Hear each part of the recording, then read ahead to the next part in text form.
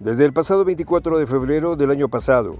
los medios al interior de Occidente nos han bombardeado con titulares rimbombantes sobre el supuesto éxodo de las multinacionales extranjeras, tratando de convencernos de que Rusia se estaba quedando aislada ante el resto del mundo por ejecutar la operación militar especial. Pero nada más alejado de la realidad, porque el portavoz de la Duma estatal, Vyacheslav Volodin, aseguró que más del 75% de las empresas extranjeras se han quedado al interior de Rusia, a pesar de la histeria antirrusa fomentada desde Occidente. ¿Quieres saber más sobre lo que significa sobre las empresas que se han ido y las empresas que se han quedado en Rusia? Los detalles a continuación.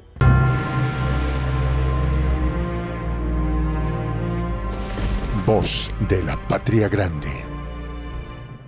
Desde que se intensificó el conflicto en Europa del Este entre Rusia y la OTAN en Ucrania, los ciudadanos de todo el mundo hemos tenido que padecer de una nefasta guerra propagandística lanzada desde Occidente para intentar lavarnos el cerebro, y tratan de convencernos a toda costa de que Rusia es mala. En ese intento de aislamiento de la Federación Rusa, los medios corporativos occidentales han ejecutado una guerra propagandística sumamente notoria y junto a la censura a los medios de comunicación de Rusia, tratan de imponernos un cerco informativo con el fin de hegemonizar la narrativa que le conviene a Estados Unidos y a la Unión Europea. La difusión de propaganda por parte de los medios hegemónicos occidentales se hizo muy notoria las primeras semanas después de Rusia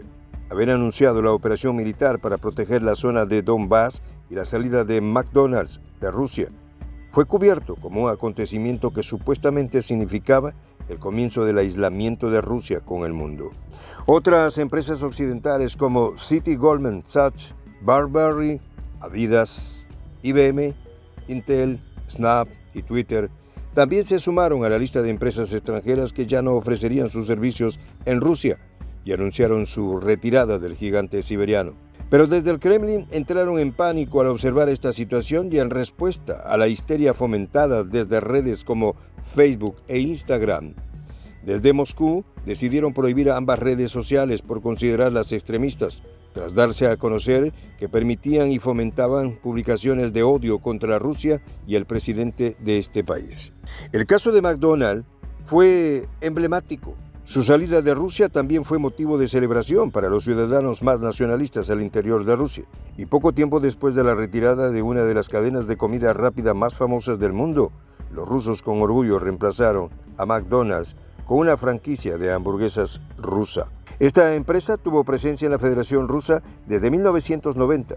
y con la desintegración de la Unión Soviética hubo una apertura para que empresas occidentales tuvieran presencia en el territorio ruso. Sin embargo, la era de McDonald's en Rusia parece tener su fin tras el golpe sobre la mesa del ajedrez geopolítico propuesto por Rusia y China. Mientras tanto, desde el influyente think tank estadounidense,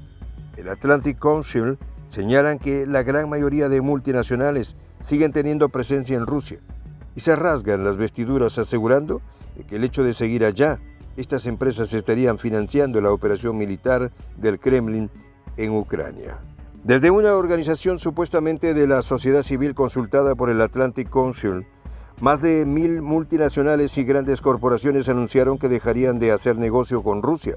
pero la realidad demuestra que 3/4 partes de las multinacionales extranjeras permanecen en territorio ruso. A la fecha, solamente 106 compañías han salido del mercado ruso de manera completa, mientras más de 1,149 empresas extranjeras permanecen en Rusia, dijo Natalia Popovich, una activista pro-ucraniana consultada por el Atlantic Council. El público tiene la impresión de que la mayoría de las principales marcas internacionales ya se han ido de Rusia. En realidad, la mayoría de las empresas que reducen y suspenden sus operaciones lo hacen en voz alta, mientras que 8 de cada 10 empresas que hacen negocios a cierta escala en Rusia han guardado silencio al respecto, aseguró Popovich. Por esta razón, desde el think tank pro-otanista del Atlantic Council se encuentran sumamente indignados por el hecho de que las empresas extranjeras continúen haciendo operaciones y negocios en territorio ruso, porque para ellos estas empresas estarían colaborando con el Kremlin en el actual conflicto por el simple hecho de seguir haciendo negocios al interior de Rusia. Para intentar justificar esta absurda posición, desde el Atlantic Council entrevistaron a un investigador de políticas pro-ucraniano y este sujeto asegura que la presencia de las multinacionales en Rusia permite a Moscú continuar con sus esfuerzos bélicos en la operación militar ejecutada desde febrero del año pasado. Por eso, Andriy Odoprienko, un investigador consultado por este think tank pro-otanista, asegura que las empresas que continúan operando en Rusia tienen que pagar impuestos corporativos al gobierno ruso, al igual que salarios de más de 600,000 empleados rusos, y para él, estas empresas no son neutrales y apoyan a Rusia en su operación militar en Ucrania. A pesar de los esfuerzos del Atlantic Council y los medios corporativos occidentales de querer hacer ver al mundo que hacer negocios en Rusia es peligroso y por lo tanto quieren tratarnos de convencer que las empresas abandonarán de manera masiva Rusia por motivos morales o por querer mostrarse en favor de los supuestos valores occidentales defendidos por el G7. Pero la cruda realidad es otra, y el portavoz de la Duma Estatal de la Federación Rusa, Vyacheslav Volodin, confirma la realidad que no le gustó al Atlantic Council y asegura que la gran mayoría de las empresas extranjeras se han quedado en Rusia a pesar de la operación militar en Ucrania. Para Volodin, el hecho de que la gran mayoría de compañías extranjeras se hayan quedado al interior de Rusia demuestra que estas empresas creen en las proyecciones de desarrollo económico del país y demuestra que estas empresas están satisfechas con el clima para hacer negocios al interior de la Federación Rusa. De igual modo, el alto funcionario de la Cámara Baja dejó en ridículo a las empresas que sí se fueron de Rusia y aseguró que aquellas empresas que se fueron han tenido que sufrir multimillonarias pérdidas al abandonar un mercado tan importante como el ruso. Según Volodin, la economía rusa está sumamente fuerte, porque según él, la producción de ropa ha incrementado en un 42% y la producción de medicinas al interior de Rusia se ha incrementado en un 15%, demostrando que la economía rusa es mucho más fuerte de lo que nos auguran los medios corporativos y sus supuestos expertos. Estas cifras demuestran la resiliencia de la economía rusa, y a pesar de que empresas domésticas al interior de Rusia sufrieron pérdidas luego de las sanciones impuestas por Occidente, la economía sigue funcionando,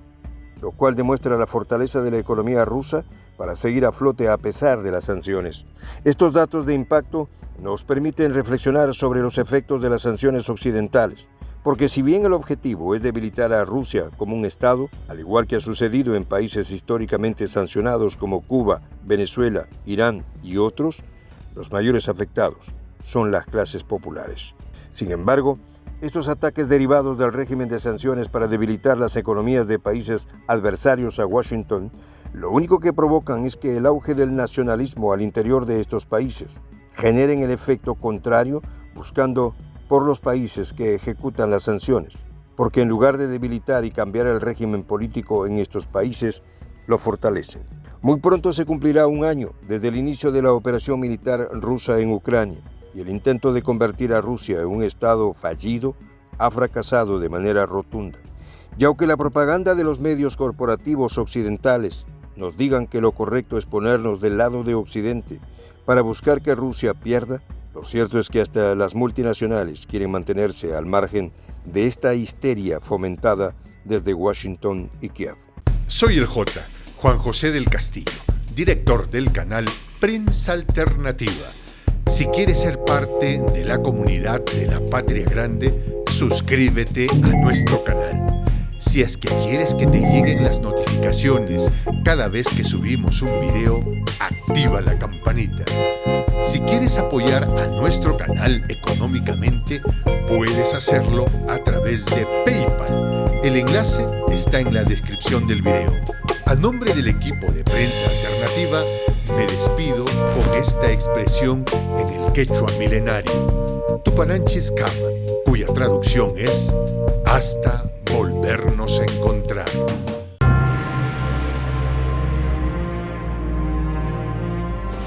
Voz de la Patria Grande.